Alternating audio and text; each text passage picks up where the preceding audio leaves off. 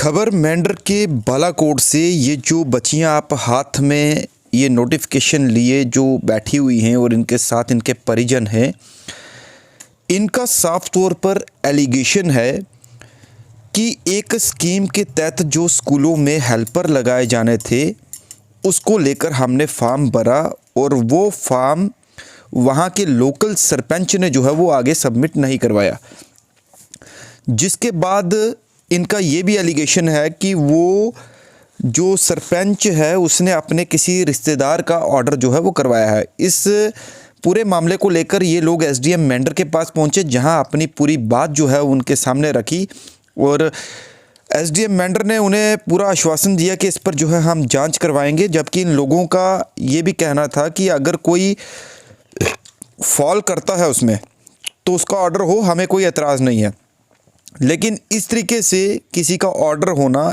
ये सरासर गलत बात है। और इन्होंने जेडीओ बालाकोट पर भी सवाल उठाए हैं और इस पूरे मामले की सुनवाई के लिए एसडीएम मेंढर ने जांच के आदेश दिए हैं। और ये जो शख्स अपनी जो है वो बात कह रहे हैं, इनका साफ तौर पर यह भी कहना था कि हमारी बच्चियां डिज़र्व करती थी, और जबकि एक और उन्होंने एलिगेशन लगाया कि इस चीज़ का नोटिफिकेशन कोई पब्लिसिटी होनी चाहिए थी या किसी न्यूज़पेपर में आना चाहिए था या बताना चाहिए था कि ये कब मतलब कि इसका जो है प्रोसेस स्टार्ट होना है, जबकि उन्होंने पब्लिसिटी नहीं करवाई। और उनका ये भी एलिगेशन है कि ये मिली भगत के साथ जो है ये पूरा इस चीज़ को अंजाम दिया गया और अपने जो ख़ास हैं, जो इनके करीबी हैं, उनका ऑर्डर जो है वो करवाया गया।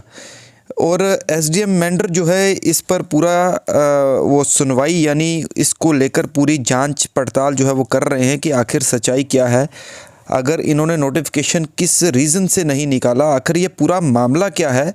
सबसे पहले जो लोग इस चीज़ की डिमांड कर रहे हैं, आइए आपको सुनाते हैं उनका क्या कहना है। तो फिर इस पूरे मामले पर एसडीएम मेंढर उन्होंने क्या कहा वो भी आपको सुनाते हैं, आइए सुनिएगा इस रिपोर्ट में। ना हमारी बच्ची हैं, इनके साथ नाइंसाफ़ी हुई है।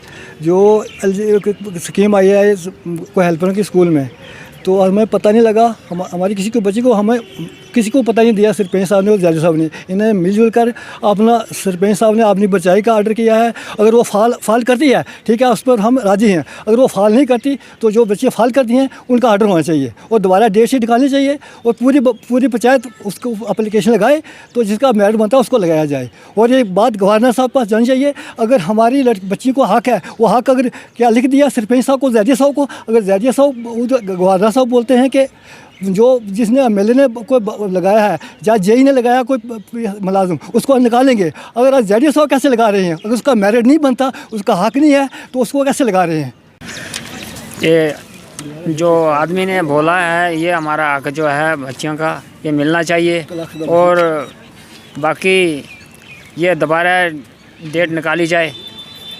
एक डेलीगेशन इस ज़मन में आज मेरे ऑफिस में आया कि जो पिछले दिनों में डायरेक्टर समग्रा ने कुछ एडवर्टाइजमेंट के लिए एक नोटिस निकाला था और डायरेक्ट किया था कंसर्न चीफ एजुकेशन ऑफिसर्स को और जोनल एजुकेशन ऑफिसर्स को कि एंगेजमेंट करनी है हेल्पर्स की स्कूल्स में, ये अंडर ECCE स्कीम के अंडर। तो उसमें बालाकोट से एक डेलीगेशन आया था, उनका ये कहना था जी किसी न्यूज़पेपर में ये एडवर्टाइजमेंट नहीं निकाली गई और वो जो है ये प्रोमिनेंट प्लेसेस पे जिस तरह उसमें दिया गया था बेसिक नोटिस में, प्रोमिनेंट प्लेसेस पे वाइड पब्लिसिटी इसको देनी है इसके एंगेजमेंट के लिए, बट नहीं हो पाई है। और कुछ का कहना था कि हमने कंसर्न सरपंच के पास जो फॉर्म जमा करवाए थे, बट सरपंच ने भी उन फॉर्म्स को अपने पास रखा और उन्होंने जमा नहीं करवाया आगे जेडीओ ऑफिस में। तो उस वजह से लोग कुछ बेचारे जो डिज़र्विंग कैंडिडेट्स थे वो मेरे पास आए, तो आई एश्योर्ड देम कि हम इसमें पूरा वेरीफाई करवाएंगे। जेडीओ बालाकोट साहब से भी मेरी बात हुई तो उन्होंने कहा कि मेरे पास फॉर्म नहीं टाइमली आए हैं, 2 तारीख लास्ट डेट थी हमारे पास। तो एनी हाउ अगर हम देखते हैं कहीं लैप्स है अगर इस पूरे प्रोसीजर में एंगेजमेंट के, चाहे वो नोटिफिकेशन से लेके फॉर्म एंडिंग तक देखा जाए, तो इसमें हम वेरीफाई करवा लेंगे और जस्टिस जो है वो जो बेचारे डिजर्विंग कैंडिडेट्स हैं उनको मिल जाएगा। Thank you.